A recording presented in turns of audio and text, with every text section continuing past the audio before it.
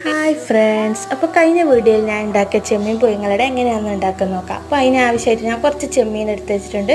ഒരു ഉള്ളി, ഒരു തക്കാളി, ഒരു പച്ചമുളക്, കുറച്ച് കറിവേപ്പില, ഒരു കഷ്ണം മാങ്ങ, ചെറിയ വെളുത്തുള്ളി ഇഞ്ചി പേസ്റ്റ് ഒരു ടീസ്പൂൺ, അപ്പോൾ ഒരു വലിയ തേങ്ങ ചിരകി വെച്ചിട്ടുണ്ട്. അപ്പോൾ അടുത്തതായിട്ട് കടുക് പൊട്ടിച്ച് അതിലേക്ക് നമുക്ക് മുറിച്ചിട്ട് ഐറ്റംസൊക്കെ ഇടാം. എന്നിട്ട് അത് ജസ്റ്റ് ഒന്ന് ഇളക്കി അതിൻ്റെ ശേഷം അതിലേക്ക് പൊടികളിടാം. ഒരു ടേബിൾ സ്പൂൺ മുളക് പൊടി, മല്ലിപ്പൊടി, ഒരു ടീസ്പൂൺ മഞ്ഞൾപ്പൊടി ഇട്ടിട്ട് അതിൻ്റെ പച്ച മണം ആകുന്നവരെ ഒന്ന് ഇളക്കി കൊടുക്കുക.